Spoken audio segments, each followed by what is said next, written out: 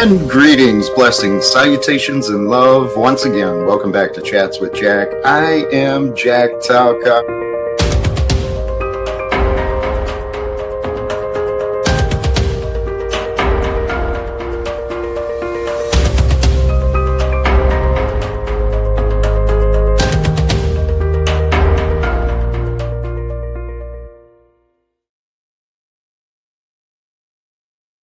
And greetings, blessings, salutations, and love. Once again, welcome back to Chats with Jack. I am Jack Talcott, and if you were here from the beginning, you may have seen something new. I love the change. I love the new. I love the excitement of what is coming forth. My brothers and sisters, greetings to all of you and blessings to all of you as you find your way here.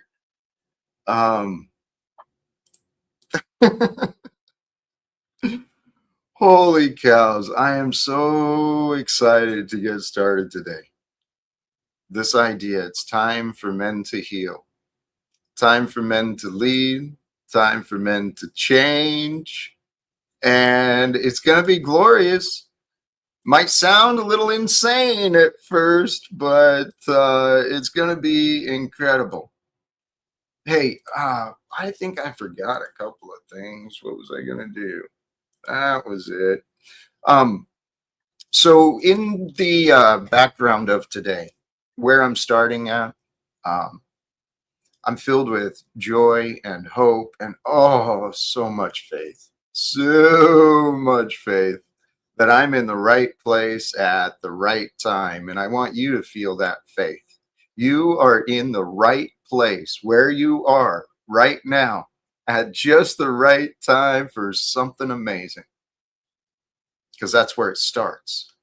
It starts by opening yourself up to receive that idea that it's not only okay, everything is okay. It's not just that. It might be even greater than okay. Everyone's circumstances are different, of course. But the point is finding comfort in you. I want you to feel the perfection that's with you so that you know that things aren't just okay, but I'm assuming they are. If you're turning into me, I'm trusting you're safe, at least for the moment, trusting that you're provided for, you got access to technology and communication, and not everyone does. But I was thinking about the obvious earlier today. God's design, the design of everything, it's like absurdly perfect. God's design is absurdly perfect. I was thinking about that idea. And we're going to come back around to time for men to heal, lead, and change. But, we've got a lot going on in my noggin. I'll try not to bounce around too much. But, think about this for yourself. And this is what I'm trying to do. I'm just trying to point your mind to some ideas for you to consider on, try them on, right? Consider for yourself. One of the things I encourage you to spend time considering and thinking about, wondering, what is divine? What is perfection? Could I recognize it? I got some tips to share if you think it's helpful, but back to my idea that God's design is absurdly perfect. I was thinking earlier, thanking God for all the elements of life. And that got me to thinking of like the elements of fire, water, air, soil, the things that I'm made of, right? That everything's made of, those elements. And then that got me to thinking about that periodic table. You remember the periodic table from school? All the different molecular designs, all the different molecule names, the atoms, right? So God's design is so absurdly perfect. It's the essence, it's that intelligence and quality that binds energy into atoms and elements, right? That's just like crazy. crazy intelligent. The essence, intelligence, and quality that binds energy into atoms and elements. And then from there, it keeps going, right? The absurdity. From there, somehow those pieces of all the different molecules and atoms, right? They keep coming together. They keep coming together to form all the variations of life and matter. It's like crazy, man, when you stop and think about it. This God that all the religions are about and people want to fight each other over.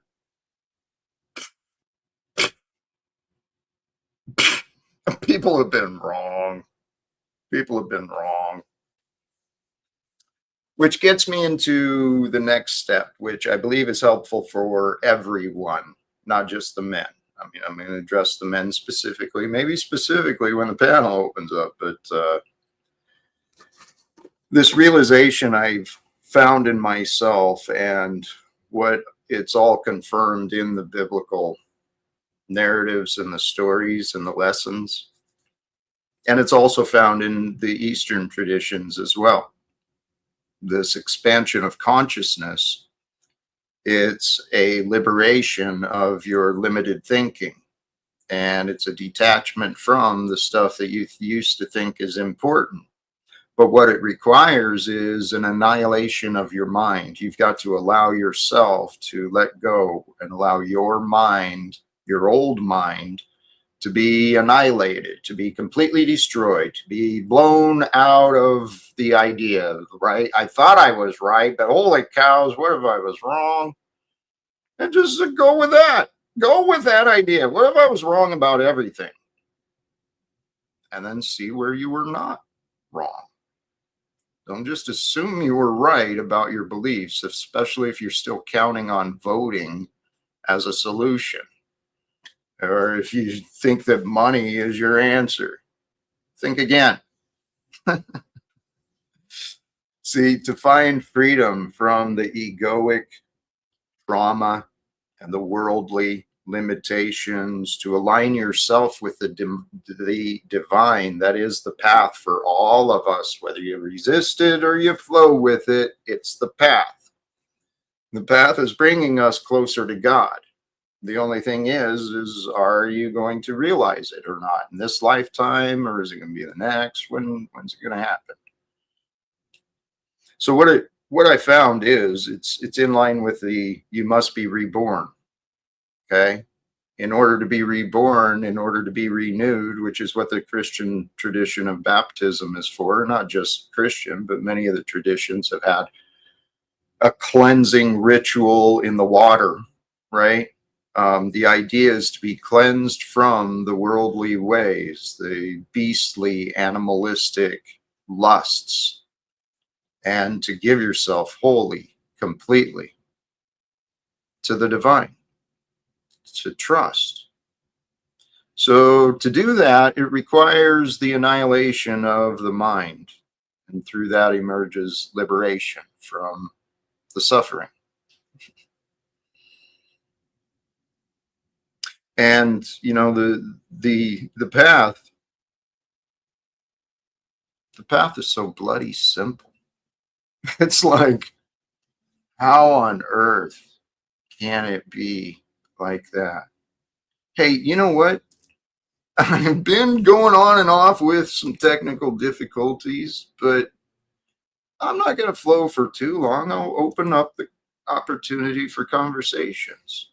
And I see some stars down there. Objective Ethics, Andrew, Dirty Low Life, Ducks Wide, Crystal Shaman. Hey, I saw your comment, my friend. I had some support with the shorts and with some editing, but it may be delayed for a little bit. We're going to swing back to things when everything changes. It's all coming together, really. That's the point of what I know. Everything is coming together perfectly. It's according to a perfect order. Now, in order to, what I found You can't figure out the order. But if you recognize there is an order in the chaos of your life, in the emotions and the thoughts that you're feeling, if you can recognize there is an order in there, realize also it's not your job to figure it out. Okay. The part that tries to understand, the part that tries to understand God, tries to understand anything, it usually gets in the way, right? Because the lesson is to learn how to trust in God. For it is with God and God alone that all goodness is. And there is only goodness. It's varying degrees of goodness, right?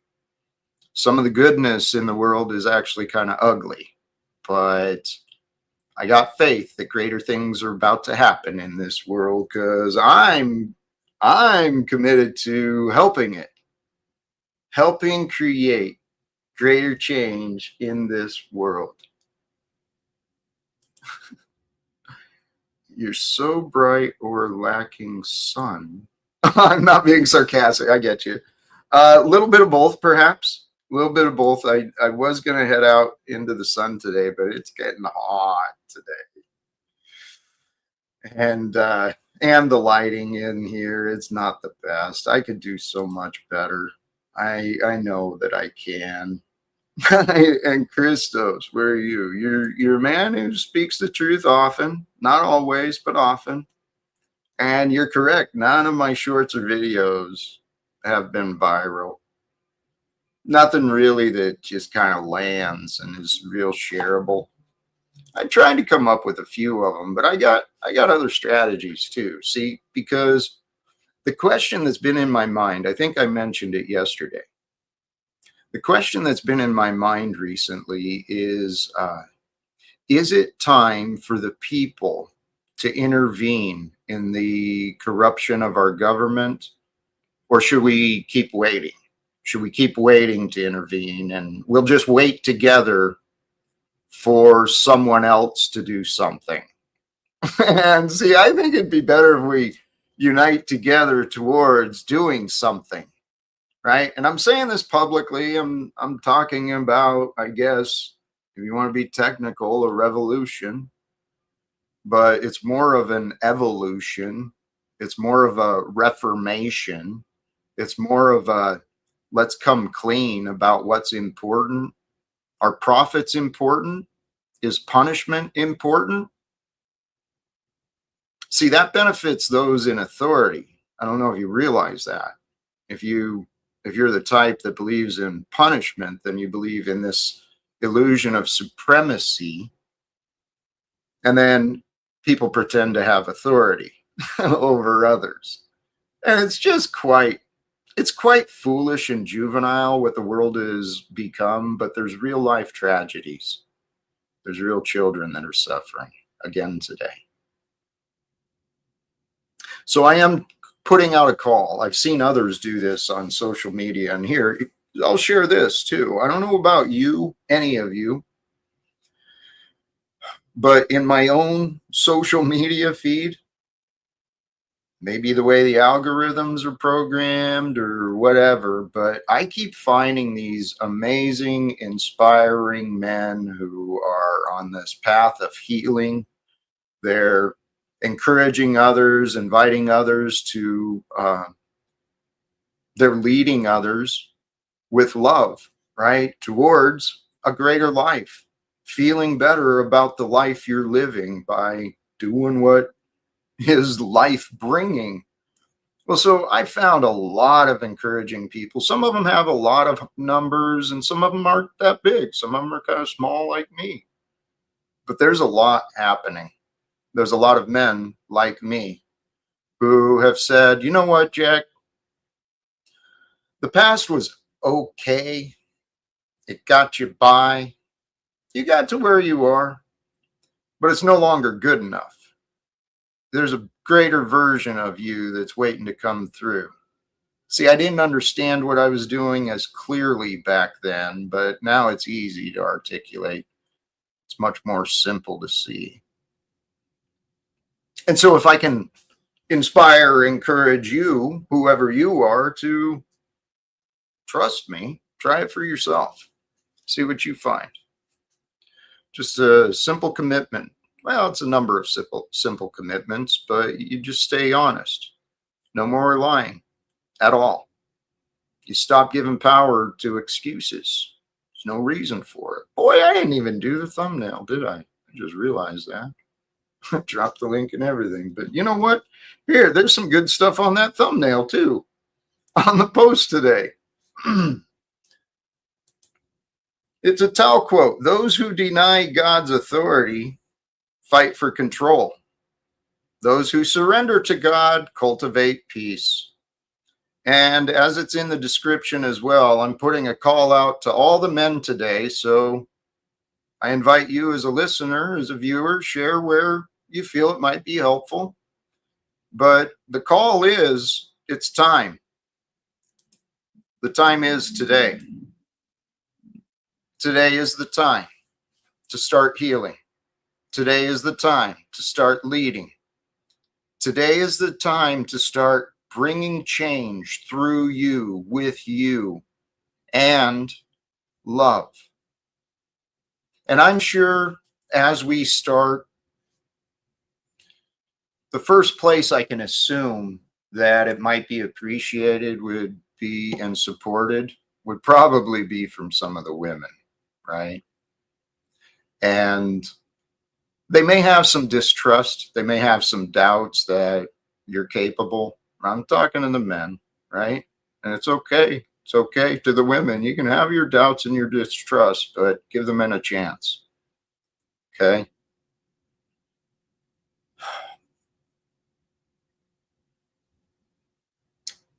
Personally, I have learned a lot as a man about compassion through paying attention and listening to some of the women.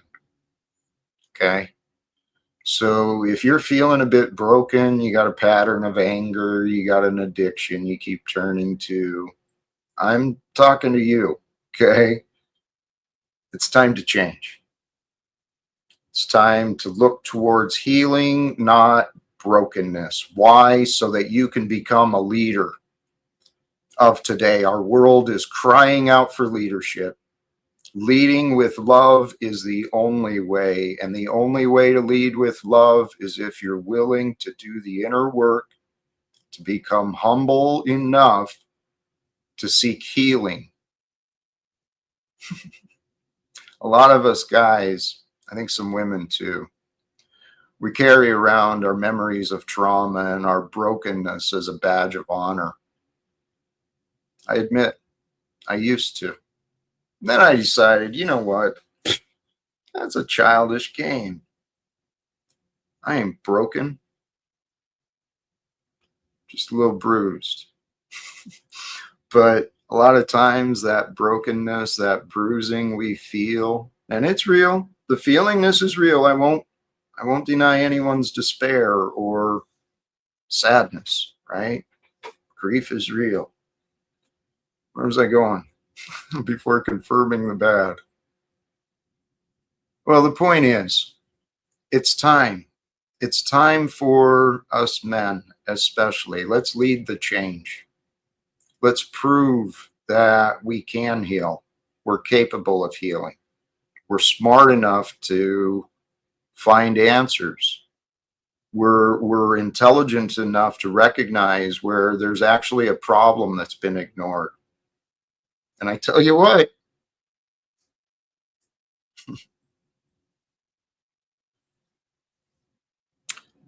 I know that for the men who are willing to lead with true honor and humility, there's probably more support, like I said, and more appreciation from the women. Because what do men do?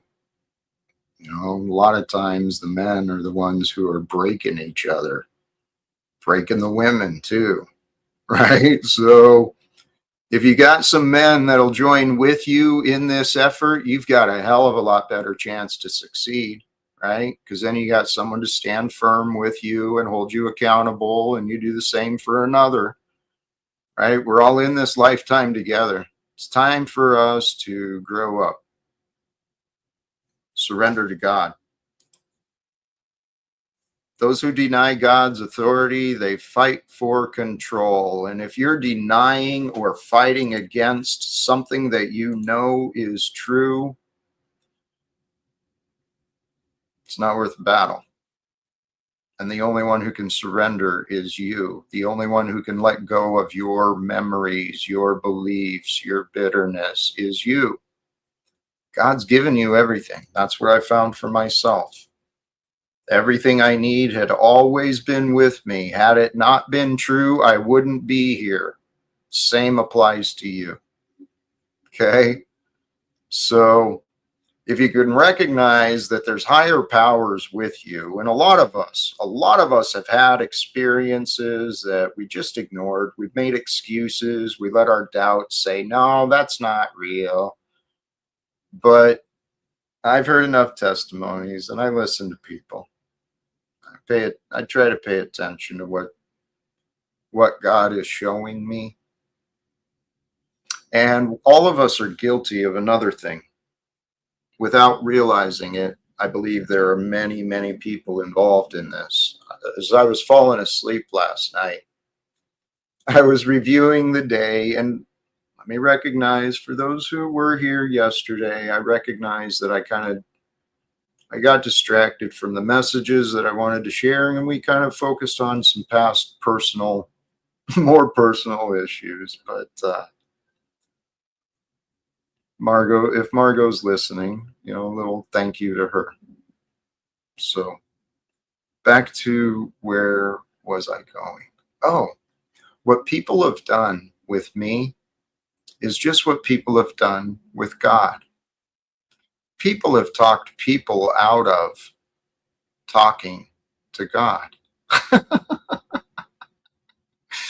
People have talked people out of talking to God, right? Because you got to go to some sort of authority, some sort of intermediary.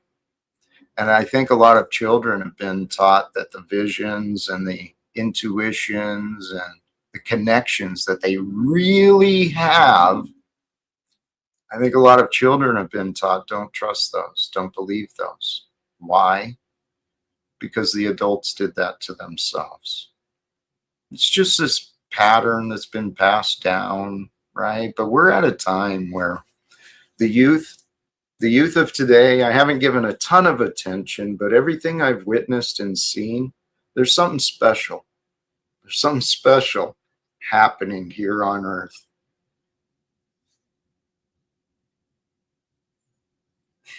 And that includes us. It's pretty exciting. It really is. Life is a pretty exciting adventure, right?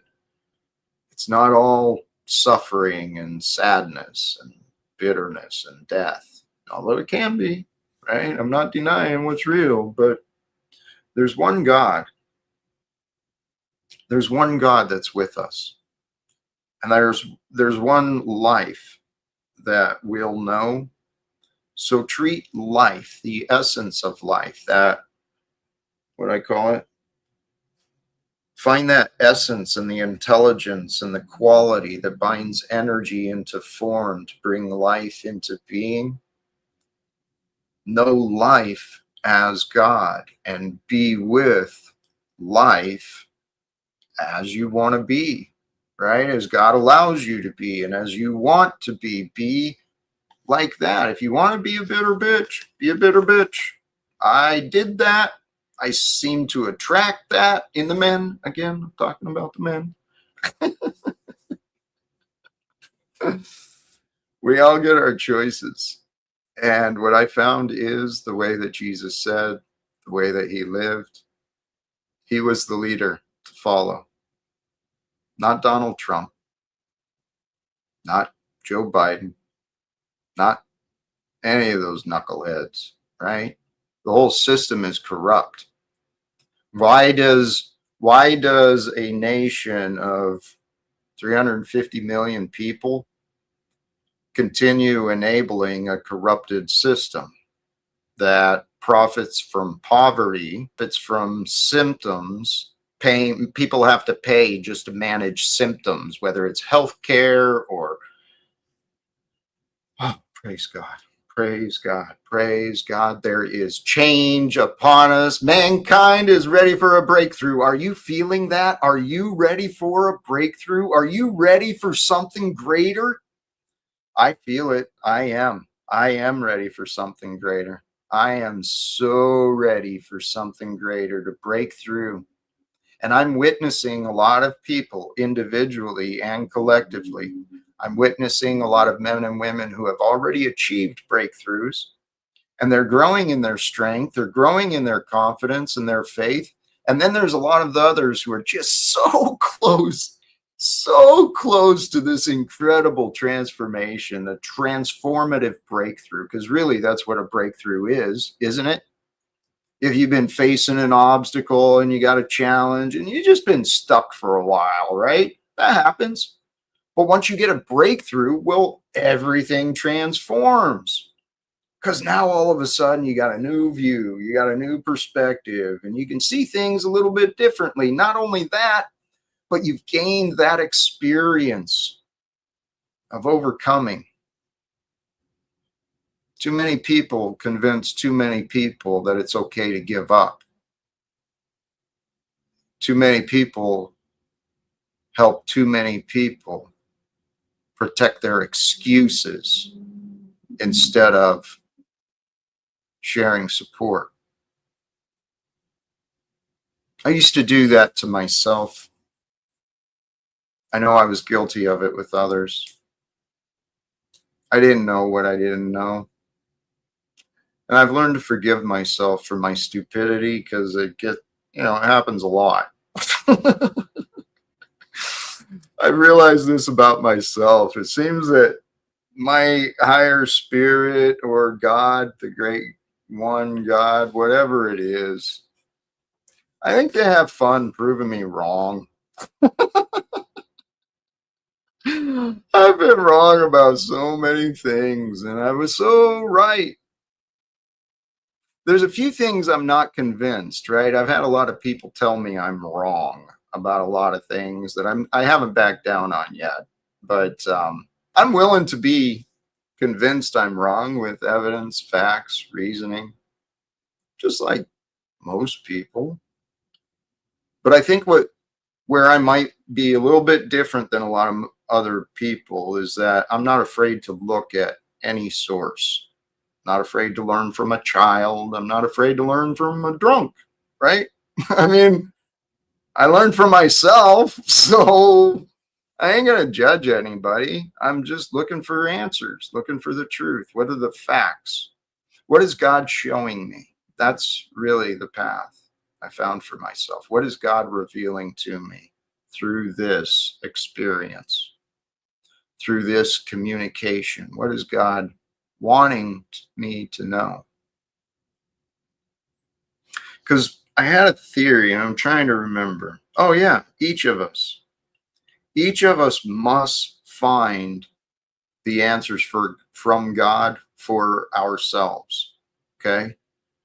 All of us, we're all on our own path. No one can tell you what to choose. And I'm not. I'm just offering what I found, trying to be helpful. Each of us must find the answers from God that are right for you. So how do you know what answers are right for you? That's where you got to practice discernment, right? And be wise. Don't be foolish, but don't outsmart yourself either. Don't assume things you don't know. Don't convince yourself of lies.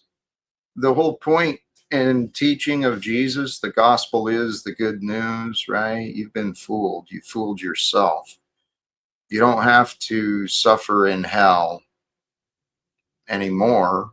I mean, as soon as you give yourself to God and you give yourself to love, you give yourself permission to feel love, to walk with love, to know love. And you can only know love, truly, the depths of love, by by becoming still. How often do you give yourself permission to be still?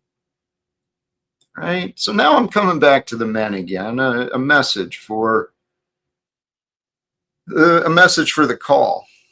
Time for men to heal, time for men to lead, time for men to bring the change with love. The only way that can happen is if you slow yourself down, if you pause, if you allow yourself to actually consider and go within and sense and feel what is the holiness, what is the right divine path. You go to God. But you're not going to do that if you've convinced yourself you're all tough and you got all the answers and you're always right. Speaking of always right, praise God and thank you again, Mr. Kenny Given of the Kenny Given Show. Stop pretending to be superior to Donald Trump. That was a very half-hearted effort at an accent, but I don't have confidence I can do your accent. I do appreciate the generosity, but let me be clear. I do not believe I am superior to Donald Trump, nor anybody else. Okay? I respect the position. I respect the authority and responsibility that comes from that position. But that man, Donald Trump, is lost. He is so lost and confused and surrounded by yes men and enablers. And we are blessed with a wonderful guest. Let me welcome back a true friend, the Machine Lies. How are you, my brother? Greetings, Brother Jack. I hope everyone can hear me fine. Sounding good. A little bit soft.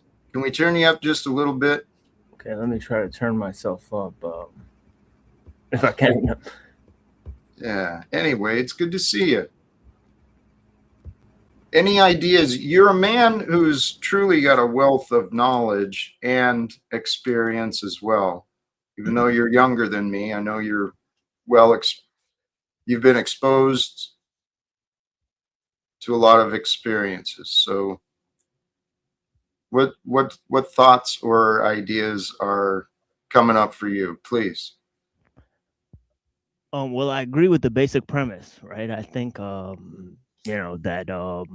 we should have obedience to God, and I think that there is an authority, or at least I've come to believe that there's a sort of authority in the world, right? That is unseen, right? I like to say, um, heard and not seen, right? So I like to say that's how God appears to me, right? And so yeah, I think that following the obedience, and I think that it's perfectly fine to, in my opinion, right, maybe replace God with nature, right? And I think that whether you're coming from a theistic perspective or a non-theistic perspective, right, you can say that there's some sort of higher authority, some sort of higher order of things that we all have to succumb to, and that it's not against us, it's largely benign, right? So I think that that might be a huge aspect of things. Interesting. I agree with much of what you said. I got a couple I want to press back on though. Because I do agree and I see exactly what you're saying about go to nature for those who resist the idea of theism. But I know that when people go to nature, then they cling on to this Darwinian idea of the strongest, survival of the fittest and the strongest, right? And so then they get this idea, if they get an idea of theism from going to nature, they come back to this power hungry, no mercy, brutally punishing God. And I'm actually convinced that God is benevolent. its goodness. Yeah, I think there's at least three perspectives on the table, right? One is the perspective that that God exists and that God is separate from nature, right? The Right. second perspective would be that God and nature are actually the same thing, right? So there is a God, but it is sort of the same thing as nature, right? And then you can think of maybe another sort of perspective within that, right, in which nature and God are sort of co-evolving, right? So evolution is a process that affects both nature and God, and as nature changes, sort of God changes, right? And so there's a concept where God doesn't have to be sort of a static force in the world; it could be sort of a dynamic force that changes and evolves with sort of the wishes of humanity, right? So there could be a sort of deistic perspective where sort of nature and God are one on one, right? Where sort of and this was actually the perspective of Plato and Aristotle, right? So there was actually serious people who thought that that God doesn't really control nature fully, right? That he has to correspond with natural law, and that mediates, sort of God's creation. So there's all sorts of different perspectives, and I think they're all intelligent. I think they're all intelligent. I think even the perspective in John 1:1, right, that there was a image of man that God created the world through, right? That this notion that man was there at the beginning of the creation of the world, right? That's a very empowering concept, and there's reasons to justify that as well. So I think they're all intelligent perspectives. And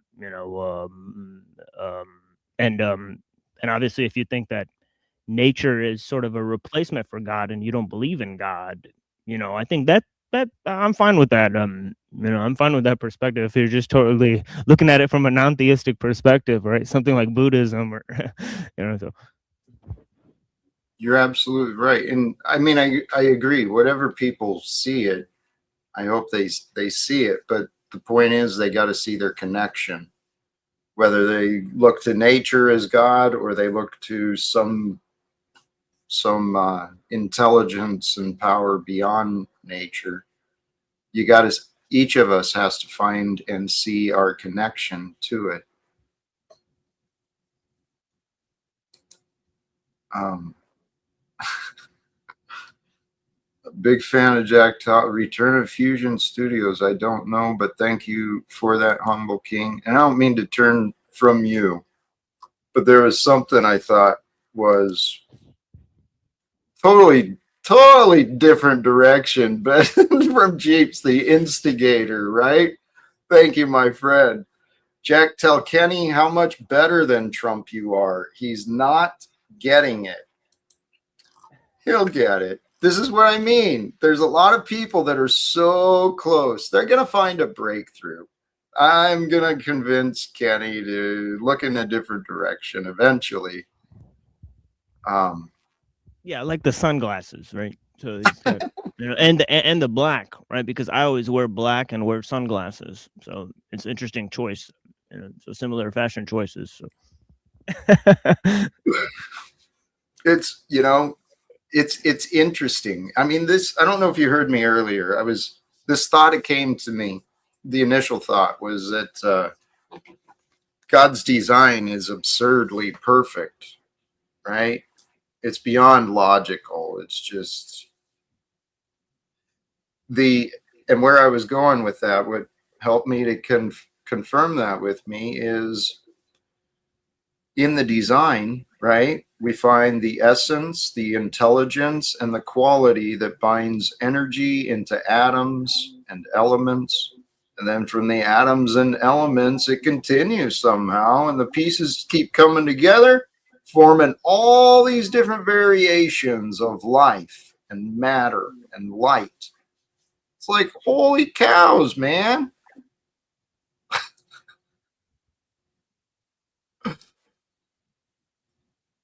Any thoughts, related or not? Well, I mean, I find the whole thing pretty questionable, right? And I have to admit, I can't prove that God exists, right? So that is a fact, right? I've looked at the different logical arguments, right, for why God exists. I have a strong hunch, right, and faith in God, right, and so on and so forth. But I believe, as you said, that there's actually no logical explanation for the world, and yet from nothing, nothing comes, right? So there's Right. this concept where where were natural laws before the creation of the world, right? There's this, sort of idea. So if there was sort of laws that nature follows, right? Were these there before, the Big Bang, or what was going on? So that is the main thing I need to sort of clarify with the scientists, because I think physics leaves a whole domain of inquiry unanswered, and I think they're honest about it. So that's why I think that I like their sort of findings, because they say, well, it's 99.9% dark matter, empty space, and that space is infinitely full of potential, and so on and so forth. So I think that is quite mysterious, and I'm satisfied with the mystery. That nothingness is what it's God, I think. Hey, Dirty Lowlife, seriously, welcome. And I didn't see when you popped up. I was a little spacey, so welcome back. It's great to see you. Yeah, thanks for having me. Good to see you both. TML, you've been singing my heartstrings, satisfied with the mystery. Yeah, blessings. Yeah. Oh, how long it's taken me to find satisfaction with the mystery. Still looking. You said right at the beginning there, I know God, but I can't prove him to you, or something to that effect. And it struck me that if somebody comes to me and says, I can prove God, I need to be very cautious.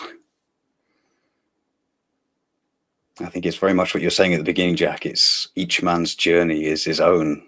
And to try and find somebody else's way for you is to stray.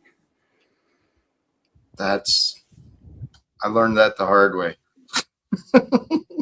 Yeah, I think it's interesting how many different philosophers have come up with their own concept of God, right? I Right. think, and I call it the God of the philosophers, right? And if you compare their different models, right, they have certain similarities and certain limitations, right? And it's almost like if you try to explain God, then, your, perception gets caught up in the limitation of the way you've explained it, right? So I don't know. That's the kind of thing I'm against, is sort of equating God with reason. And I think the first person to fumble on that was Plato, and then it kind of got carried away from there. Yeah. Um, I want to swing back this comment. It's not that hard. Jesus Christ already proved God. If you can trust in that, it is true. It is true if you can trust in that. There's a lot of people that find resistance to accepting, right? And but there's a quote that I can't. It's not coming up clearly, but it's along the lines of how maybe if I say it right, theologians may argue, yet mystics speak the same language, something like that. And with philosophers as well, there's similarities, but some of them have their different limitations, right? Yeah, and that's what I think the downfall of philosophy really goes into, because they get more concrete with their explanations and their definitions. And the way somebody else explains something, they get caught up in the way they defined a certain word, and and so on and so forth. So I think the first philosophers were mystics. As you said, Jack. Because philosophy and the religion and the art, they were sort of connected. But then we sort of started to compartmentalize these things, and now we think that there's an art for the sake of art and a knowledge for the sake of knowledge, but really these things don't exist. These things have to be integrated, right? And the people are the only ones that can integrate. That's what we're here Exactly. to do. God, it's such a beautiful, crazy experience when you get a chance to pause and really look at it. The mystery of life. Holy cows, the mystery of nature. And realizing that at its greatest picture, that's what we are, right? The earth has produced all sorts of plants and animals, and we're just another one. We just have a different level of awareness. um, but it's an individual experience, and God cannot be proven. I was considering this as well. Many of us fight over our subjective truths, right? We argue over what is true. Um, and we expect people to convince us. And I used to buy into that. But the reality is, the truth is the truth, right? We can each place a claim on this is what I view as the truth, but the truth is the truth. And there's no reason to fight if we humble ourselves to the truth. So the solutions for our world are waiting. And I mentioned this earlier, guys. I am super excited for what the future is looking like. It's going to be amazing and incredible. Even people like some of the toxic men who have been showing up around here so often, I got faith. They are even ready for a breakthrough. Sorry, I went on. Any thoughts, feelings? What are you thinking? The future or otherwise? Well, I have this idea, from Sun Ra, right? The light of the future casts the shadows of tomorrow, right? So, that's a quote I use in my show. Say that again, please. The light of the future casts the shadows of tomorrow. I was reminded earlier today, too, that what we think about, what we focus on, what we give our energy to today, it's creating tomorrow. Pretty obvious, right? I think it's very easy for philosophy as it's passed on to be, I don't know, distilled into mental gymnastics only. And it sits in the mind, swirling around as different philosophies and how we contrast them. But they very quickly lose practical application in the present moment that we're living in. Jackie mentioned earlier about being still, and I've had this idea for a while that meditation has become quite a dirtied word, what with all of the, what should we say, gurus hanging about the internet.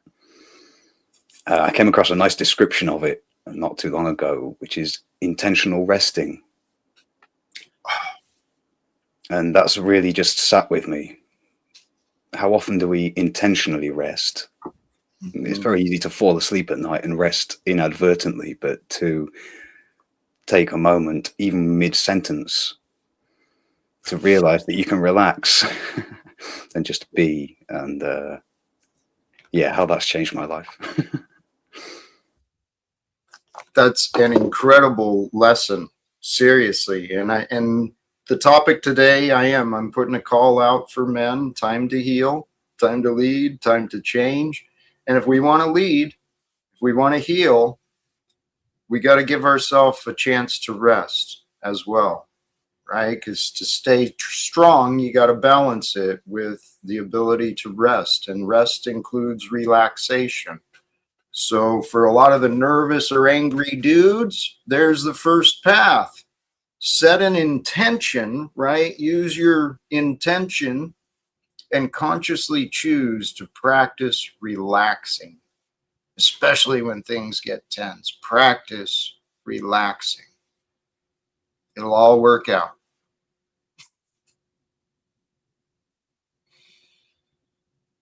That's something I had to learn because, God, I love to fight.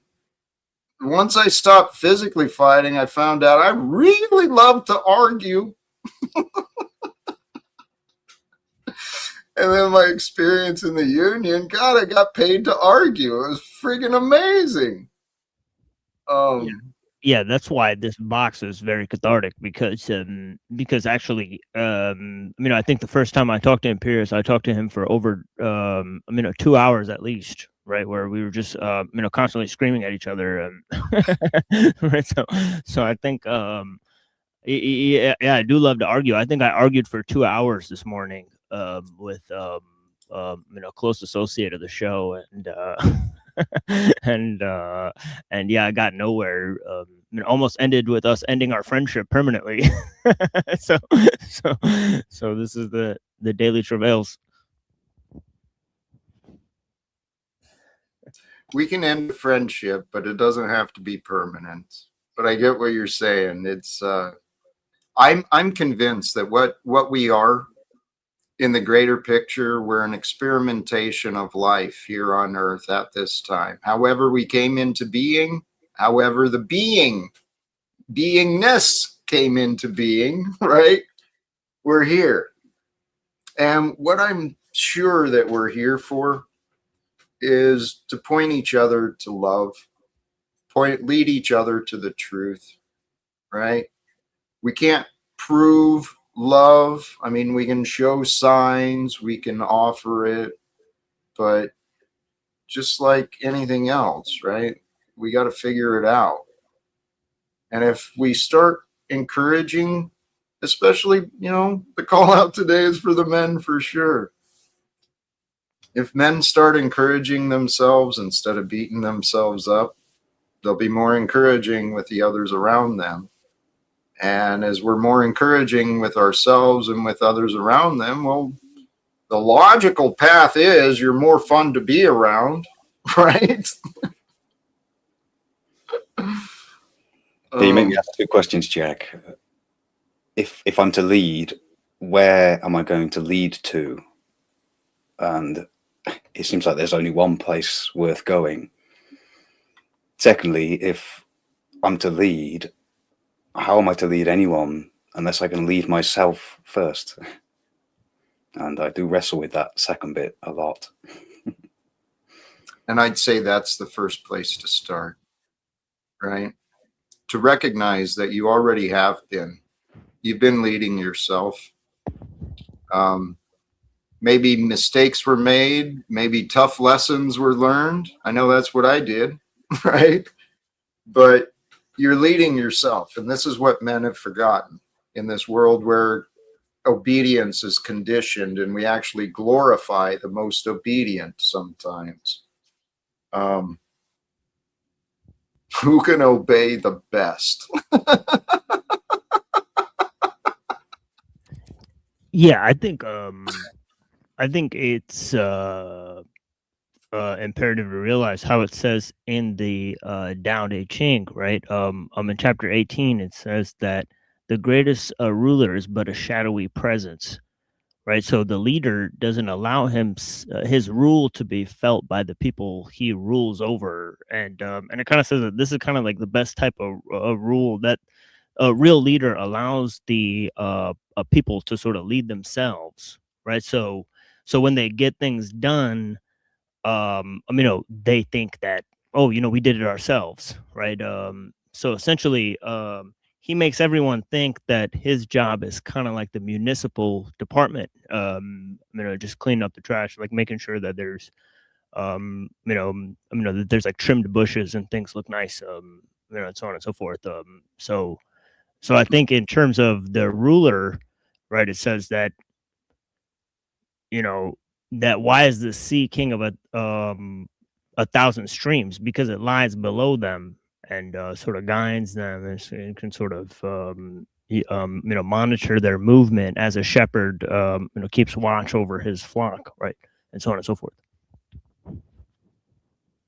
That's exactly why I think that analogy was used. Is the true leader is one who serves and protects and guides, but realizes each one they're protecting and guiding and serving is on their own, right? They're with me. I'm there for them, but each of them is on their own. They all got to walk the walk themselves. But I did learn that I think I did a lot of good things in my small experiences in leadership as a local union president and officer and stuff. I know that I did a decent job of sharing the credit and accepting the blame, you know, and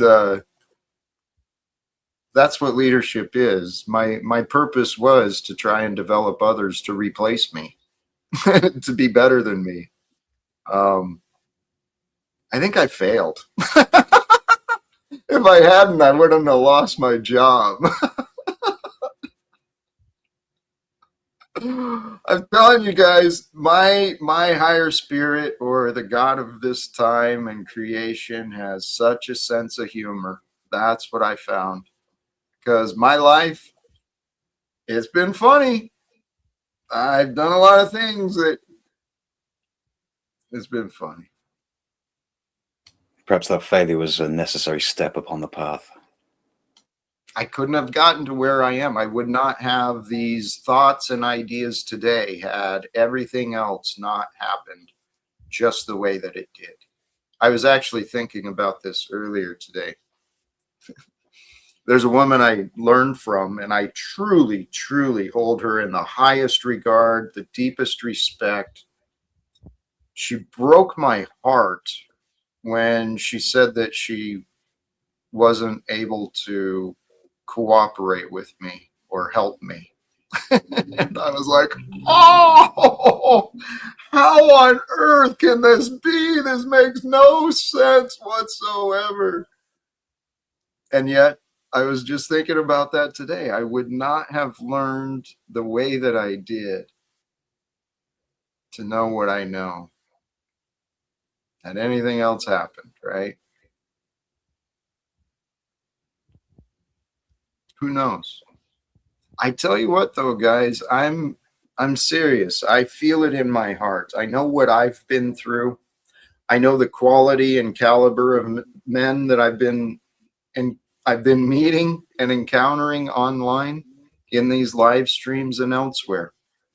We've got a lot of very intelligent, very gentle, very kind, caring, compassionate men. And that's what the world has been waiting for. Because those who can lead by compassion or with compassion, they know the only way to lead is to serve, right? To serve those who maybe don't know as much or maybe haven't had the same opportunities as another. I know this is a solution for all of us.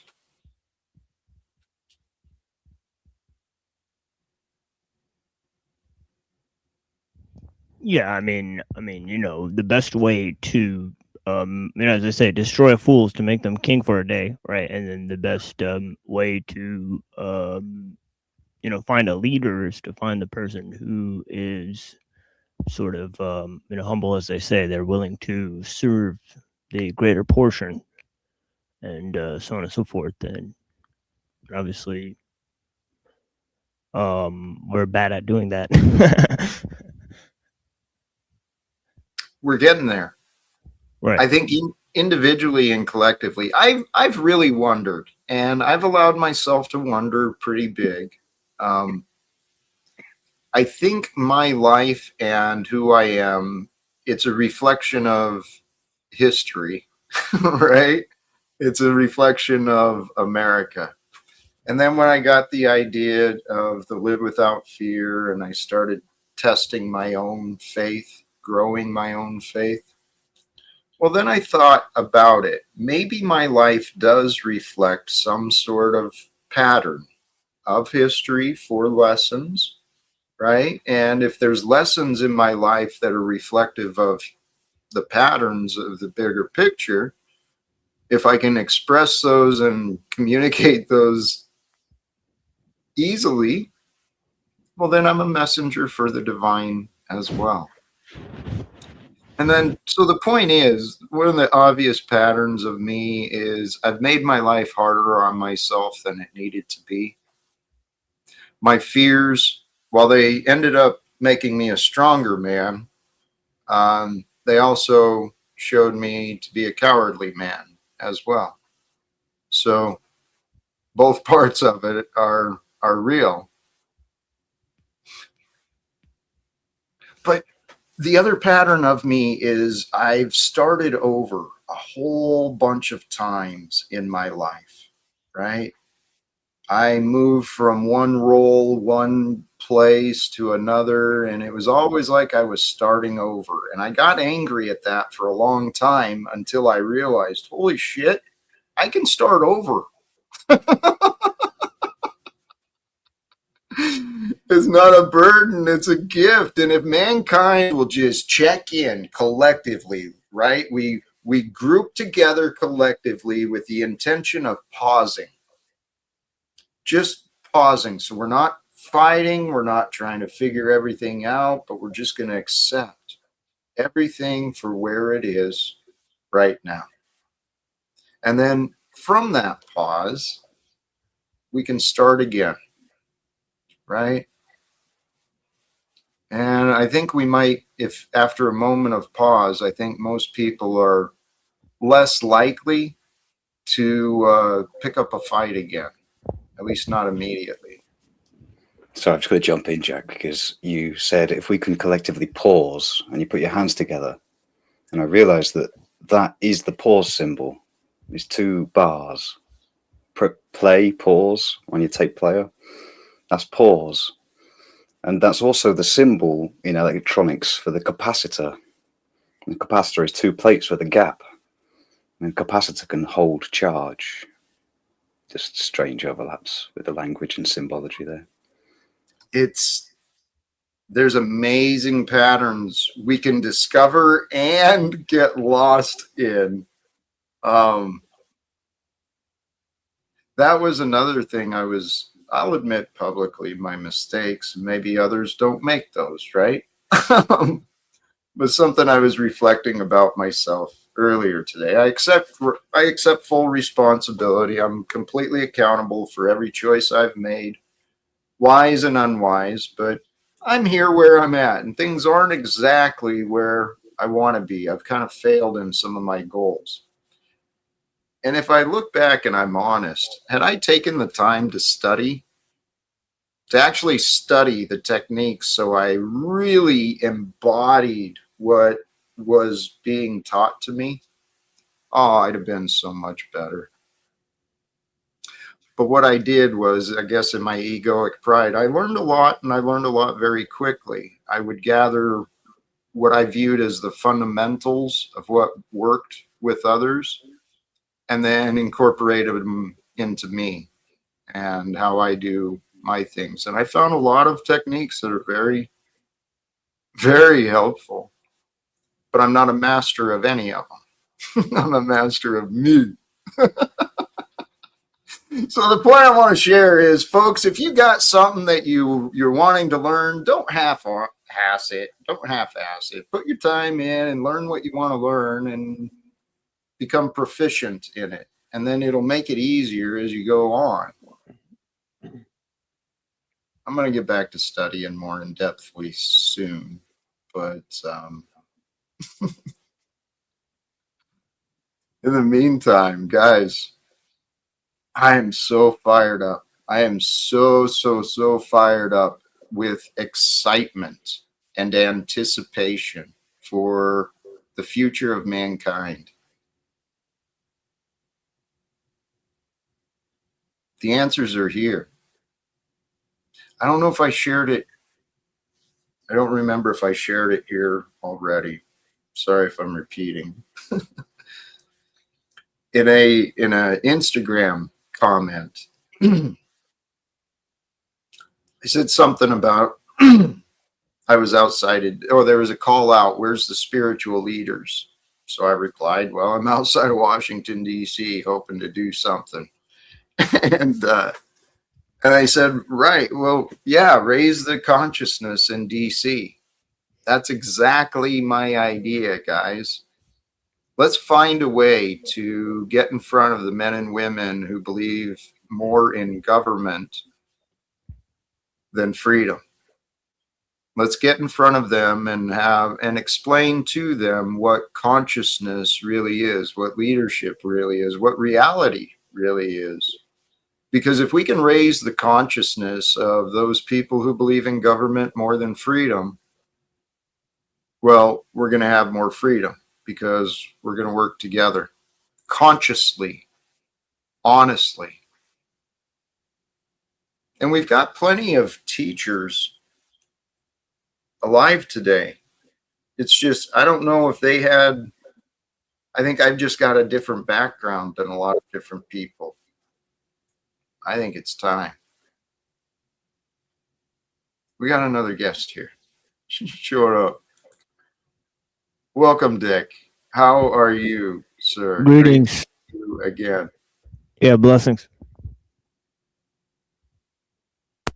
Yo, cheers. How's it going? Good to see y'all. Hope you're having a fantastic afternoon and a great just experience of the now that's unfolding and revealing itself as we speak. It's a mystery, but it's known. Like, it's somewhat predictable. I knew Yolanda was going to come in. I could have predicted that. Hey, welcome to you, Yolanda. How are you today, my friend? I'm doing well, thank you. It's a great conversation. Maybe that's why Dick predicted that I was coming up. It's right up my alley. It is a good conversation. I can't remember what was so good, but something I was like, oh, I got to contribute. I had an idea. I thought I knew something for a minute. Now I forgot it, but it has been an inspiring communication. You guys are onto something. Well, thank you, Dick. You're both of you actually, everyone on this panel, I can say that I have, paid attention to. You caught my attention, and I've learned some things. I've witnessed different abilities, especially each of your ability to communicate clearly. It's like, okay, I got some work to do still. But this topic of it's time for men to heal, lead, and change, I'm pretty sure all of us men have been on that path, and we are on this path. And Yolanda, you're one of those who I think would be pretty supportive of men on that path, right? I think it's both. I think both men and women. We both have to choose that healing is part of the process. I think that in today's day and age, we're so distracted. You were mentioning earlier about peace, and I know that in the stage that I am in my life right now, it is a priority for me to get out of the city and disengage from the tech, get back to an area where I'm just surrounded by nature, without the internet, my books, art supplies, walks, my family. This idea of money and wanting to buy more, and then the expectations of the things that you purchase and wanting the things that you can't purchase and having to have insurance, and it just keeps piling on and on and on. And as a society, we've really gotten away from what really matters and what gratitude is, very basic, which is your health and your loved ones, and to have nourishment and to be safe. It's so simple. And with that simplicity, I find myself at the most peace and the most blissful. Hey, agreed. I think one of the greatest problems, men and women, though, is that feeling of safe. And that's why I'm specifically calling out to the men, right? If we're going to assume our role as the stronger gender, as the one with a little more strength and power, it's time to also balance that with compassion, right? And that's where I've been blessed. I mean, when I left home, I had some unhealthy resentments towards my mother. I had mommy issues. And I didn't recognize that I had mommy issues so bad. But the signs were actually very obvious to anyone who would know. But to balance that, though, in my experience, I have also, as I mentioned earlier, I've experienced and met some truly incredible women, right? Just absolute strong in their feminine strength and ability to hold compassion, even in the face of just friggin' disgusting, right? But this is where I mean, if us men can start leading in any relationships, especially if men will take the lead towards healing and being humble and honest about that goal and truly committing to changing with love, for the ones we love, I'm sure that the women will join in, confident.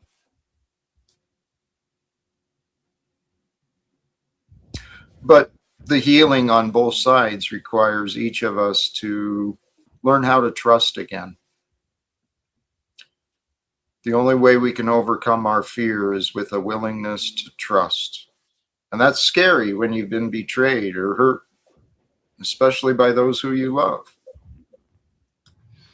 We've had these debates and conversations a lot, which is what our expectations are for the roles of a man and for a woman. So, out of curiosity, panel, what are your expectations of a woman, and what do you need and want and hope for in your relationship from a healthy relationship with a woman? I'll go first. She just needs to choose a good man and then obey him. Obey. Correct. Yeah. Okay. She needs to make the best choice that she possibly can with all her capacity, all her faculties, all her comprehension, and make the best decision possible, and then submit and obey that man. More of a traditional view. I get that. I don't know if it's traditional. It's the only thing that works. Like, what would you propose otherwise? I mean, you have to have a leader, right? You're saying the men need to lead. So how does that work if the women don't follow, or the people that they're supposed to lead don't follow? I mean, they have to have willing participants. You can't lead without people that aren't willing to follow. But you also can't lead if the concept of leadership is not, understood. I agree. No disagreements. I do have some answers, but I want to give the other gentleman. What would be the ideal? Please go ahead. Well, I come, sort of 2 generations removed from a village, right? So, so both of my grandmothers, they were fairly tough, sort of ladies, and nobody really questioned their opinion, and they were sort of permanently spiteful in most of their interactions, right? They were like sort of hard and spiteful, like people, and so I mean, the women in the village, they're kind of like the matchmakers, right? Whereas the men, they're sort of like warriors, farmers, right? The women would work with the men, right? So it's not as if women wouldn't work; they'd work within the family, right? So I think in a village, right? And I think I'm for sort of bringing back the village, right? I think that the village is sort of way superior to like a town or a city. right? And I think that it's a sort of a small, local thing with a bunch of families or clans, right, that support the farming operations, right, within the village, and of course the technology has to scale to the village, right? It can't be large scale technology from outside the village that they rely on inside the village, right? So all the technology for the village has to come inside the village, right? And the point of the village is to, one, protect the traditions, and two, to replant the wild nature, right? So sort of associate yourself with the nature, with the natural environment, and begin the process of replanting. Thank you. I suppose that makes it my turn. Please. I think the thing I've appreciated most from a relationship with a woman, which was only displayed to me over the last 3 or 4 years, really, was the total acceptance of my emotional state. And basically her becoming a mirror for how I am in any moment.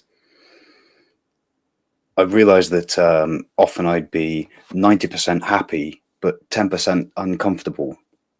And this individual was very good at noticing that in me and accepting it, not rejecting it, but accepting it and saying, are you like this at the moment, Jamie? Because it's okay if you are, but I just want to know. And that's helped me recognize how I am, because I've spent so much of my life ignoring these little things in me, in my emotional state, thinking I'm the majority feeling. And it turns out I'm a much more nuanced being than I thought I was. And the reflection of that from a woman who cares for me has been one of the most healing and wholesome things I've ever experienced. That was beautiful, my brother. And that's actually in line. That's in line with what I was suggesting would be the ideal role. As my partner, for sure, right? And honestly, I think the greatest quality could be a compassionate acceptance, right? To help us better understand. But for me, the purpose is help me raise my standards for myself. Help me to become a better man, right? And that way I can do a better job of leading. And with her contribution, it seems to me that's the way a healthy. Now, keep in mind, I'm just speaking from theory. I've never actually experienced this relationship, okay? So it just seems to make sense to me from the mistakes I've made. That's awesome. So then you kind of want the woman to shit test you a bit, is what you're saying, to make you better. I want her to be honest, and I want her to feel safe with being honest with me, right? I want her to trust that her honesty will be appreciated and respected. And that way it's a mutual thing. We trust each other. And the more you trust each other, sure. You know, if it comes down to it, if you're the one who's responsible for safety and providing, well, assume that role responsibly as an opportunity to shine. A safe space, like you were speaking about earlier. I get it. I think that is important in relationships, no doubt. What's your thought, Yolanda? Please. They're all really great. Thank you for your honesty, gentlemen. It's seems like what you want in a woman is also what I would want in a man. So for me, obedience, because I'm trying to go in kind of in order. And you mentioned obedience. And at this stage in my life, I'm not sure that I could even approach my loved one, my partner, my husband, with obedience.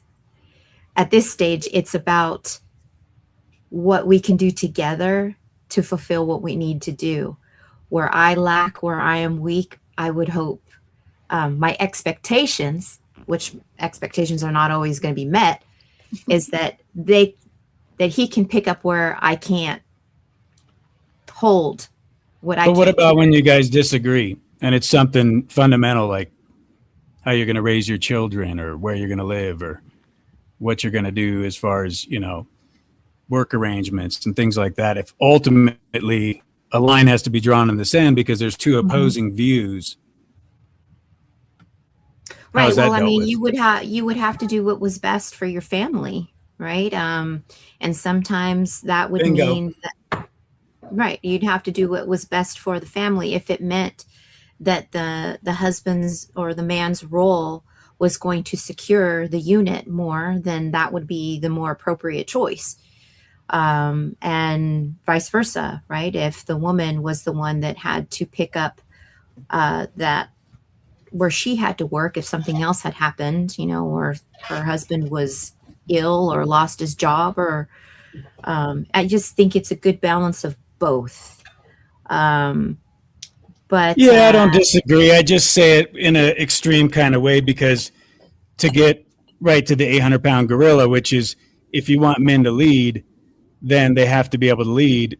And that concept seems to be evading people now of what that looks like and what that actually is. So I'm presenting like a real life scenario. What ultimately happens when they don't agree? And you get this kind of like, just kind of, maneuver around it. But really, what happens when two people have opposing views and they can't come to an actual, common ground on it? well, then your unit isn't going to function in a Then way that is it is over or does prosperous. someone make a decision? Hmm. Does someone have to step up and take accountability? That's Right. the It's question. just the responsibility of the family, and it's every situation is so different. Um, Yeah, I just think that is it's what makes modern relationships so dysfunctional. I see that as precisely the problem. Let's let her finish up, please. Oh, sure. I like the way my family functions is we're moving more back to what TML was mentioning. A family member has purchased property, and so the family's slowly starting to come back together, like our immigrant relatives that taught us a foundation of the importance of these roles, right? Of what are the women do? What are the men going to do? How are we going to make this property come together? And then also the social network of respect and honor and communication. And that is the hardest part, I think, of anything is proper means of communication, regardless if it's being disrespectful, honest, or what have you. Communication is key. And Dirty Lowlife mentioned a beautiful example of his wife having that instinct to see something within him that he wasn't even aware that our role naturally as women is our instinct, which drives men crazy at times, but that is how we are made. That is our actual makeup within us, is to find those cues within our loved ones, our children, our partners, our families, our friends, is our instinct, like that you were mentioning. But all great insights. I really appreciate you guys. Thank you. Something, and yes, thank you. That was a beautiful question, and to be able to share it with you, thank you. Something, that idea. Oh, what did you just say? You said, I lost it.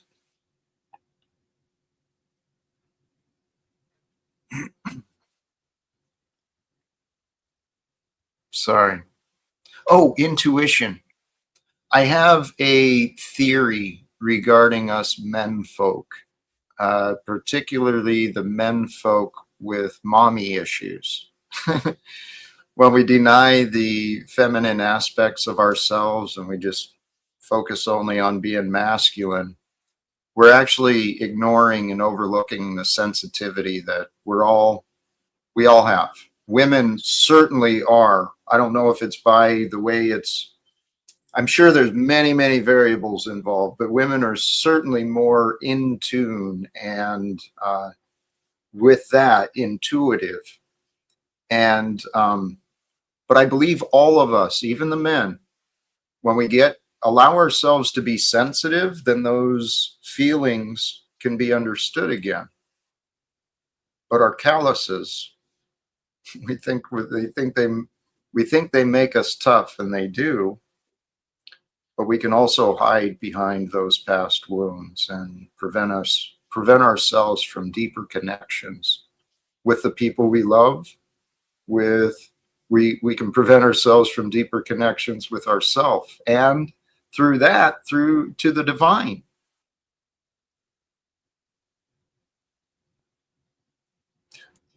Well said. Good stuff. Thank you. To live at a time like this, please, if you're jumping in, Yolanda. I don't know if you all feel this way, but we just make things way more complicated on ourselves. We do. I think back at the different decades of my life and how complicated I made things, and it is the most that I appreciate in my life right now is the simplicity of things and not over complicating. But without, I would only be able to get to this stage in my life based off of the suffering and the trials and the tribulations. And without that, I wouldn't be able to appreciate the peace and the serenity. And it's only temporary. It's not something that is, something that is a consistent, but I appreciate it and I cherish it for sure. Because then that's when I can recharge the most. That's something I learned by actually considering the female perspective a little, or experience a little more. I started paying attention, and then I went and got like a pedicure and a massage. Guys, if you don't go get a pedicure or a massage because you think you're too tough, you're fucking stupid, man. It's like, take care of yourself. Reflexology, man. The art of foot massage. Oof. Yeah. That's a nice rabbit hole to go down. Well, I'm glad you said it, because it's health. Pedicures and massage, it's part of wellness. It's part of health, the circulation. And if you don't have somebody to do that for you, then look for it because nobody else is going to do it for yourself except for you. And Jack, you promote that. Knee rubs are available. So that's right. Yeah. You can always. Now, I don't do it anymore because I don't want anyone to touch me, but I did used to do that. Like I used to go to hot springs and all that stuff. Now I'm just disgusted with it. I went to a hot spring and some dude's skin was falling off in the spring and it ruined it for me. It was disgusting. True story. I believe it. You were tested. Are you still willing to go after that which you want, or is that one experience going to? I'll go in a sauna. I'll do the sauna thing. I like that. You found another way. I think saunas are great. I mean, if everybody could have one at home, wouldn't that be amazing? We could, if we change the way we do commerce and we share resources with each other. We could create so many amazing things for so many different people, because there really is. It is important for men and women. Take care of you, right? We've got to. Yeah. I know it.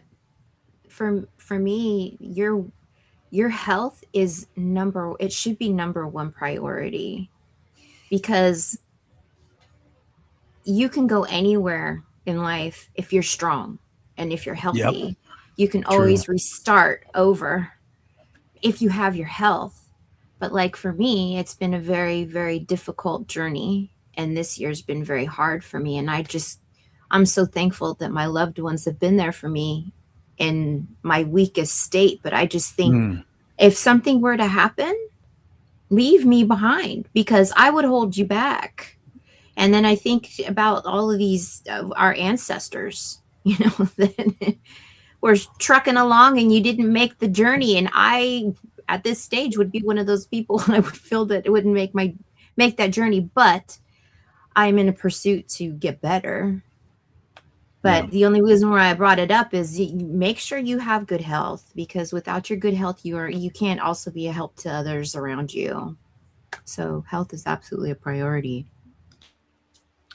I'm convinced that the best way to have physical health is to get health in here, in the mind, right?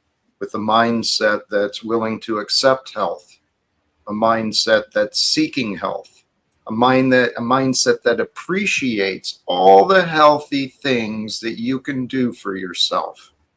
And then you'll just see yourself doing the healthy things. But if you can get it straight in the mind, that's where it begins and ends. Well, and how much of the self-defeating type of patterns that we have, if we'd observe them, we could see how it's at minimum, not productive, but very well maybe creating the exact opposite result of what we're trying to accomplish or what we want to see unravel in our life. But I mean, health, it's like I've struggled with health. I just, in a transparent type of testimony, would have to say a lot of it's been self-imposed. As I look over the course of my life, I'm just like, even if it was habits that were given to me generationally or whatever, or just not managing energy well, or creating a chaotic lifestyle. And so it's just being aware and conscious of the decisions you're making. And does it lead to peace, Jack, or does it lead to chaos in a likeliness type of scenario? We get a little bit of both in everything, but sure. But what's the tendency of that decision, right? If I could just add to what you're saying, Dick, I agree most of mine's self-inflicted, but there's also this very quiet, lurking lack of self-worth where everybody else is worth looking after apart from me. Yeah. And it makes it, well, it's the reason that I'm overlooked by myself. I can agree with that. I was putting myself out there too much for others and for my job, and wasn't paying enough attention to my vessel. And so I was making too many withdrawals and not enough, deposits to where I was on E. And when I came to it, I thought, what are you doing? You're not balancing yourself out very well. And so for right now, I have to focus on myself. And that's why I've been able to come back and have these conversations with my online friends that I've known for a long time, is that I have a little bit more in the tank, because I was on E there for a while. I didn't see it. I didn't know it. I'm glad to know that you are taking care of yourself, and you found the willingness and the strength to step back and be a little bit selfish with your energy. You deserve it, my friend. You do. I appreciate it. I had to, my nervous system was on 10. Didn't matter when I was awake or when I was asleep. And so I had to revert back to childhood and think, what made you happy? What were those simple things that brought you joy and gratitude? And so it was right back to taking those drives out and looking at beautiful landscapes, listening to no music, choosing what music to listen to, walking outside, re-educating the body on being safe and how to breathe, all of those things that were so simple that we didn't think about as children, that when you grew up and kept piling on and stressing yourself out about. And the body is a miraculous thing. Yes. It's so miraculous. I mean, every time I get blood work, which I have to do it all the time, I'm always thinking, gosh, these poor veins. I don't know how much I could take, but they heal like that.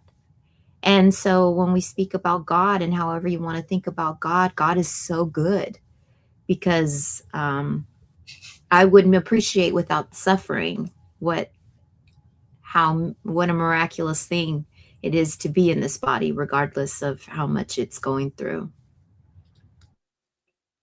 That's beautiful.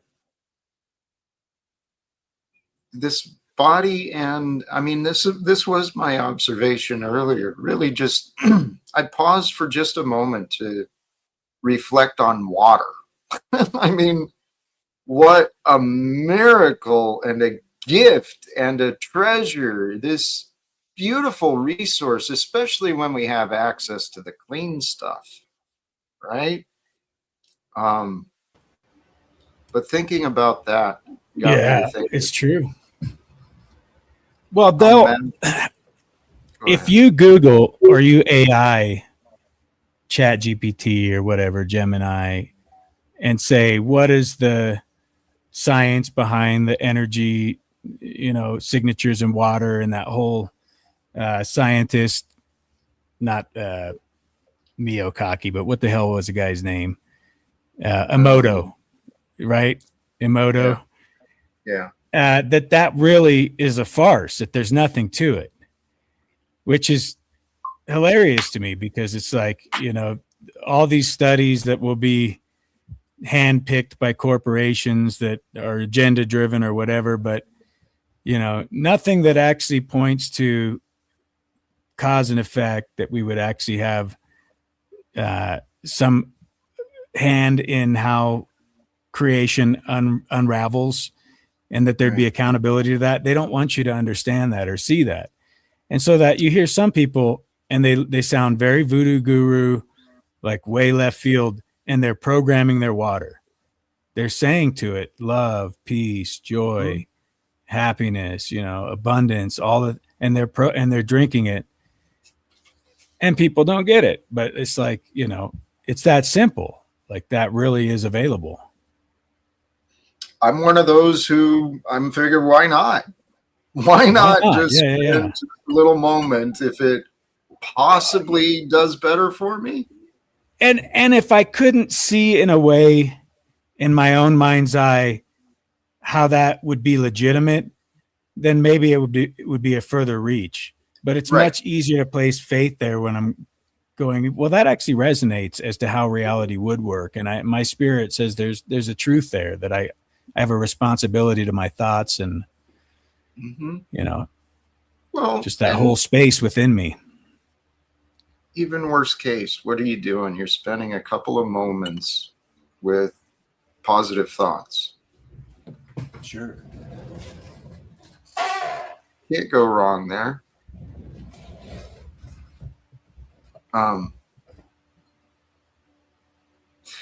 These human bodies and the human mind, they're very fragile, and yet at the same time, the paradox is they are incredibly resilient, just like nature is.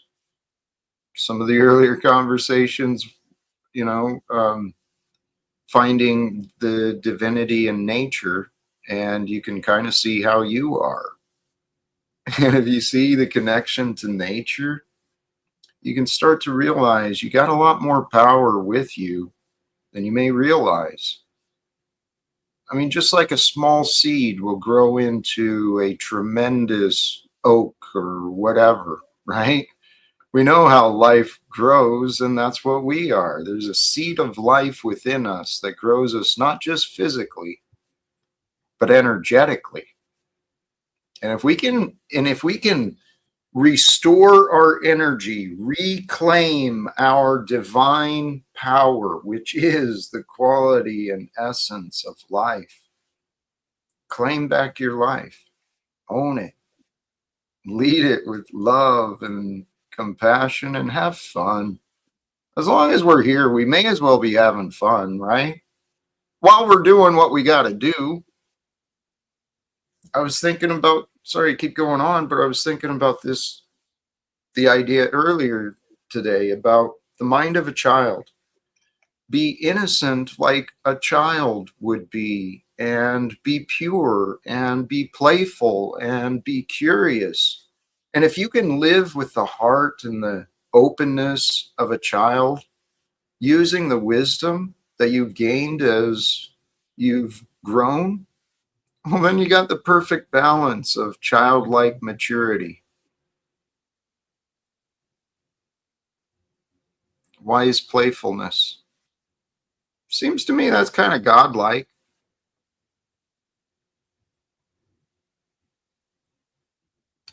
I've noticed the same thing with music. It's easy to get stuck in performance rather than playing an instrument.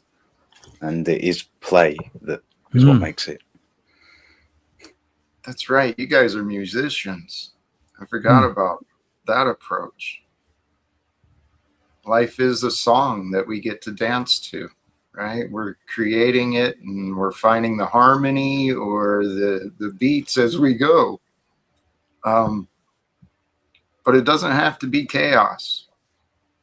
We can align with people who, resonate with us, and together, energizing together, growing together, that's where we become stronger. We're all just frequencies, forms of frequencies, and energy with information.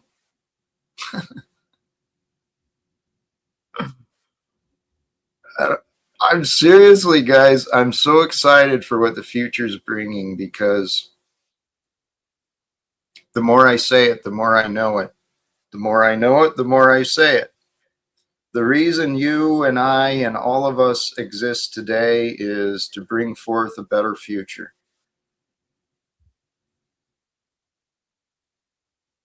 Will we succeed or not? That is the question.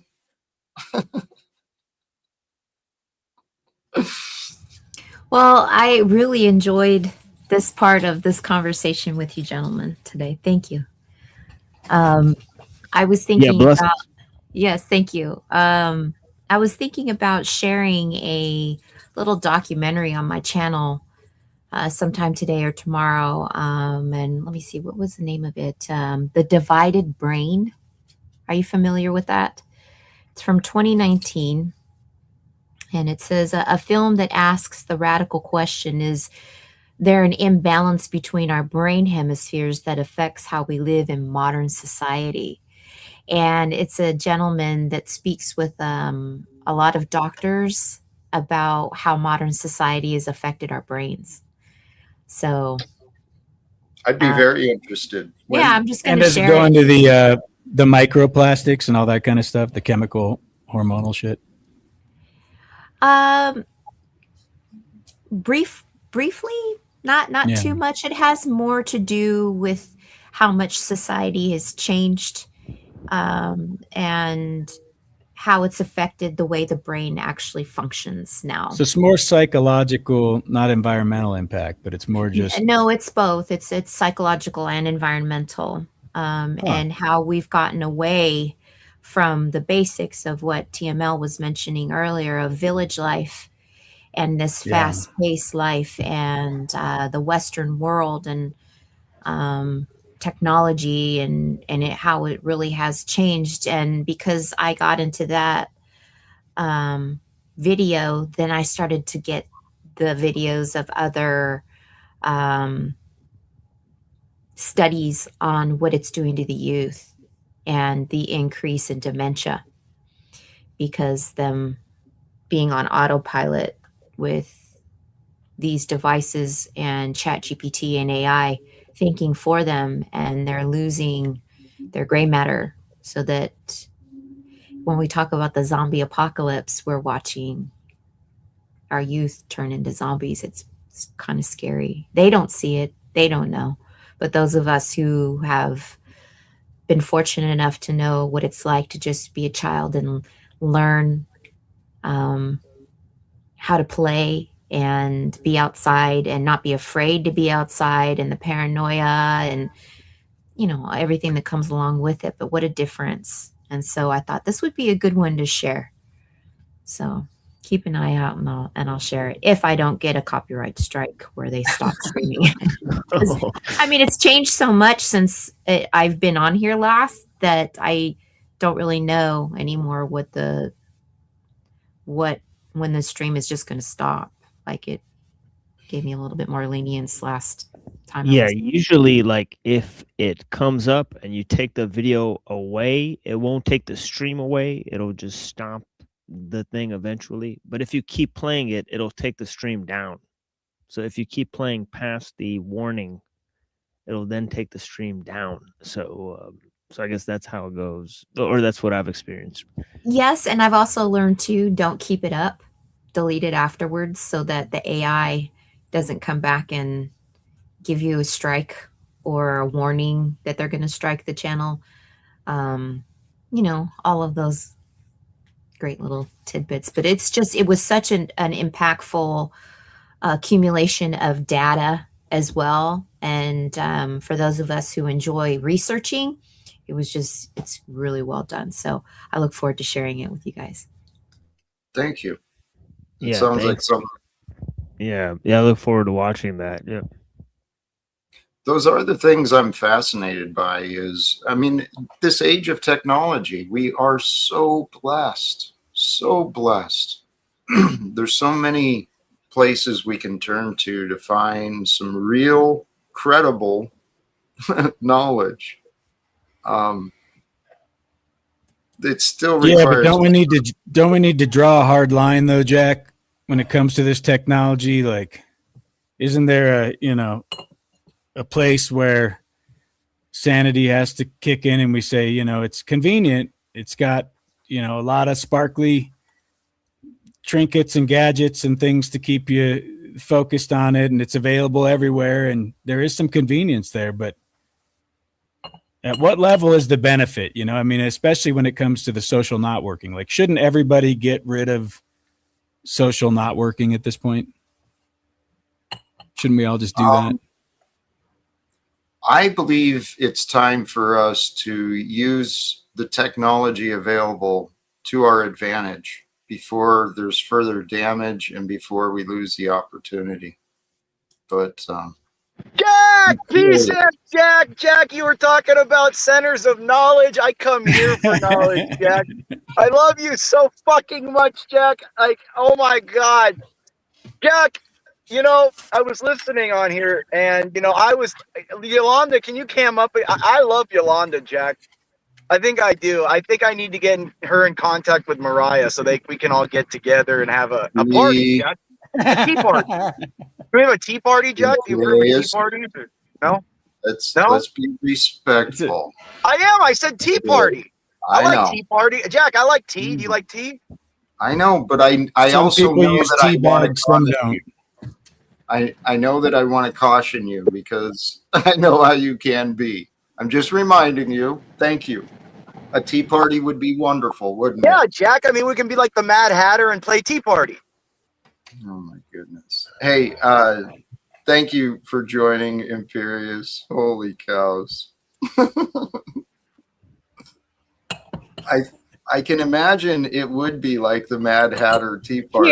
Here's to you, and yes, you are the Mad Hatter of the party, Imperius. Oh my God, Jack! She went on camera, Jack. Oh my God, Jack! She's wearing like a little kimono thing, Jack. I like it. She wears these little Jack. She reminds me she's wearing like some kind of like Native American garb, Jack. You know what I mean? I like it.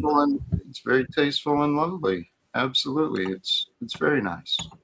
Jack, if you look at Egyptian hieroglyphics, they're effing all the time. Jack, have you noticed? Have you ever looked into that? There's a lot of. There's a lot of banging, Jack, in that. Well, that's the way the world is. There's been a lot of that, but there's also been a lot of confusion and oppression, and even manipulation. People have manipulated the sexual energy into some twisted paths here in humanity. True. Yeah, Jack. Like we got. I'm not gonna mention its name, but we had an animal on panel the other day, Jack. That was a little squishy toy animal. That's a lot of.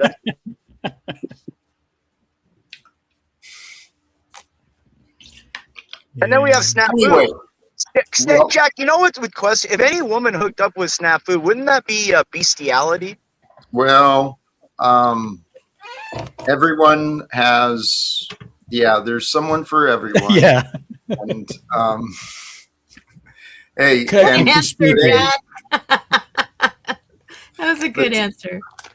the topic today, though, is it's time for men to heal. And, you know, there's a few men that can clearly, if they worked on some healing, they probably have a better chance of finding some true love. Chuck, if they came in here with good faith like me, they would improve, Jack, and they would heal like I've healed since I've been on this show, Jack. You know, they would heal. They would heal. I think, Jack, if they were Jack, even people like Melanie could heal. Her anus could heal. If we was Stop. Okay, I'm sorry, Jack. Sorry. Go ahead, Jack. Go ahead. Oh no. Hey, I actually thank you. I appreciate the credit, and you're very Thank you. very generous with the flattery, but please recognize that the feeling good that you get from me is still you feeling good. You just like how I help you feel. You're a conduit for my feel good, Jack. You're a conduit. Yep. But don't lose sight of the feeling good is a gift from God for you to enjoy. However you find it, it's goodness is that gift. And so just be with that grace and seek the grace of goodness to be with that. That's why I'm here, Jack. That's why I'm here. I'm not like Margot. I'm Jack. I'm here for good faith reasons. I'm here to elevate and levitate around Jack. Please pause for just a moment. Thank you. Thank you, gentlemen. It's been a lovely conversation. God, she's fucking hot, Jack. Sorry, go ahead, Jack. Sorry, go ahead. Much love and appreciation to you. Thank you, Yolanda. I really do appreciate her swinging through and the questions, and I appreciate the gentleman who shared the honest answers too. What a great day. Jack, my honest answer, I'd elope with her. I got it. No, I won't go there. I truly do appreciate all of you, but we are nearing that 2-hour mark, and maybe it's a good day to keep this one a little more short. The lady left, so I guess. Well, we still have Duck here. It's close enough. Right? No? I went over your head on that one, Jack? I could put on a skirt or something, a kilt maybe. I've been meaning to try a kilt out. No, Dick is far too masculine to fit in for the to replace the divine feminine energy. No offense, Dick. I make the best. I make the best she-males. You ought to see me in a dress, Jack. You really, you're missing the mark on that one. You're doing good with your acceptance and your compassion, but it's still not quite the same. It's not like Kenny. I mean, Kenny's got that real feminine and divine feminine, you know. Same thing with Snafu. They got some divine. Anyway, Jack, I'll get out of here for you. I just wanted to stop by today, Jack, and always, send my appreciation for the show. You're always doing good work in healing people. Except for the chat, you can't, heal diseased zombie freaks. And Jack, I love you, and I hope I'll see you tomorrow. Yes, sir. Hey, thank you very much. Appreciate you swinging through, my brother. Hey, if you don't mind, I was just curious because we didn't really hear Machine Lie's view on the energy and water. I'm just curious what he thought about that stuff and if he's looked into that, or I'm sure you've heard about that. The Emoto scientist that, froze the water and put different frequencies into it, spoke different word to it. You find that legitimate, or what do you think? Well, yeah, I think that people have always prayed over food, right? So this has been a long-standing practice in our culture, right? Not only in India, right? But also with the Islamic practices that were subsequently, right, like taken over, right, or whatever, right? They, certain Islamic rituals, right, in the Indian subcontinent tend to have like a sort of pagan, flavor or element to it sometimes, right? So certain types of things, like certain invocations. So definitely, certain prayers over food, right, like water, right, certain, prayers, right, like over the water, right, and then like, praying on the water and then saving the water for later, and then praying over it again and then drinking it. So like my mom does these things, right? For example, right? So yeah, so they do stuff like that for sure. Yeah. In the Tao Te Ching it says the highest good is like water, right?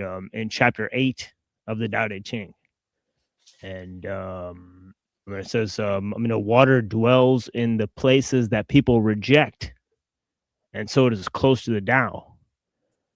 And it harms on the just and the unjust. That's right? beautiful. Alike. That is beautiful. Yeah. I've never heard that one. You always hear a different one that kind of piques your interest. Water dwells in the place that people reject, or that others reject. Oh yeah, chapter 8. Yeah, it's a beautiful chapter. And it's pretty much the Tao always talks about like water and the valley, and the relationship between the water and the valley and all that type of stuff. There's amazing connections. Dirty Low Life, please go ahead. I was going to add a few things that I've come across. People replicating the experiment in bedrooms, basements, and garages across the planet. And like you said, it's more about cherry picking of which papers are published at which time. People have taken it further and done it with cooked rice and done it with fruit. Fruits will rot at different rates based on what you tell them. And I was going to bring it up when you first mentioned it, but we're full of water all of the time. So I think a lot of it about speaking to the glass of water you're about to drink is about what's vibrating through the water within you. And to be honest, I think a lot of that is what science describes as the placebo and the nocebo effect. As if I live my life telling myself I'm not good enough, I don't know enough, I'm not knowledgeable enough, I will be that way physically. We need to be very particular with the words we choose, especially as we speak about ourselves. That is the most important thing. I mean, if you take the words from the Bible, if God says I am, right? Well, what we say after I am, we really got to be honest and be accurate with I am what? I chose to consistently know that I am blessed. And when I chose to know that I am blessed, guess what I found? I found all sorts of evidence to prove me right. I am blessed. I want everyone to feel blessed. And I think we will be. Because there's an awakening happening, and we are a part of this, my brothers. We are, as Jesus was, we are the men who were sent into this world to be the light in the darkness, to find ourselves and to lead ourselves from the darkness into the light. And then in doing that, we're going to lead others. Will they follow? Well, I think many already are.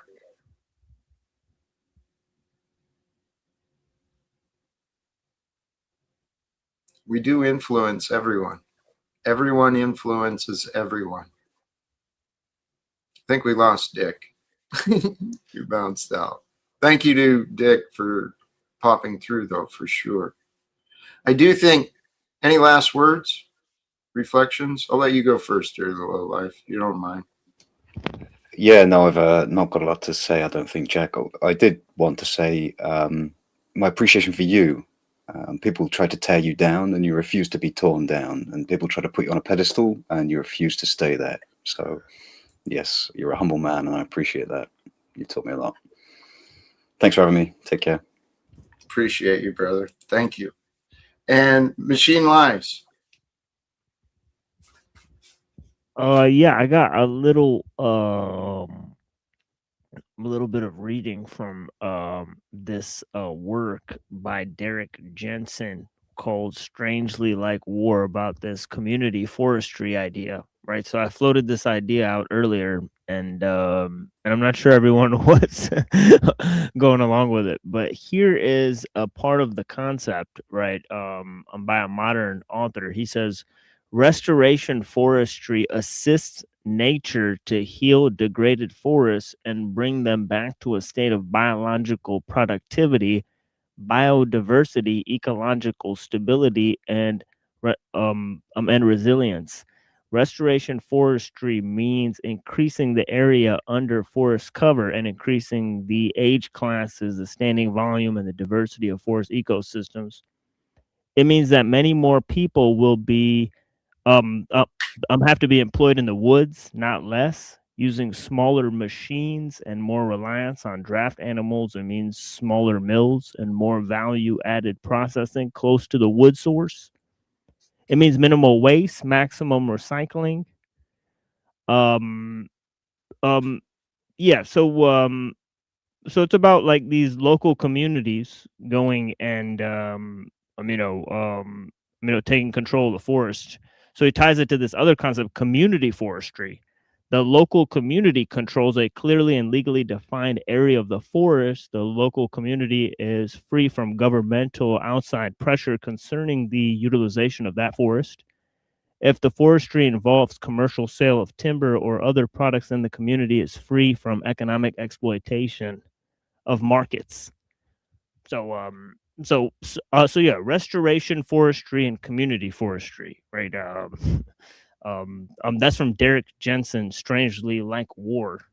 So that's the work I'm citing there. But yeah, blessings to all the people. I appreciate you guys. Thank you. Hey, brother, sincerely, thank you. I truly appreciate the wisdom that's shared and this idea of restorative forestry and community forestry. I can picture the benefits for sure. And I could even imagine there's probably people that would enjoy working together on stuff like that. And this is what gives me so much hope. Brothers and sisters, reality is I found my path. My path is to live and praise God with love. And thank you for joining me. Please, while you join me here with the live stream, whether it's now or later, you're tuning in and you catch these words, you join me here. So join me with some hope, with some faith, with some positive belief, right? Trusting, despite all the reasons to have doubt, despite all the reasons to be afraid, despite all the reasons contrary to anything, the future looks greater than it's ever been. Trust in that. Prepare yourself for a breakthrough, right? Watch for the signs that things are getting better, and then you'll know which path to follow. Better is for you because it's the path of better where we grow, where we change. And one last shout out, a couple of things. The reminder, those who deny God's authority are going to be fighting for control. God's authority is found in what is true, what is the most true. And those who surrender to the greatest truth, you will find yourself cultivating peace because you have nothing more to defend. All you are is aligned with the present, recognizing that what I think of and what I say and what I do today is going to direct my future. We talked about so many different topics and ideas. I think it's time to wrap up. Brothers and sisters, sincerely, thank you again to all of the guests and to everyone who shows up and shares your support. Till next time. Well, I hope I hope something landed with you. Till next time, choose love, peace for everyone, and walk with faith so you can live without fear. God bless you all. Peace.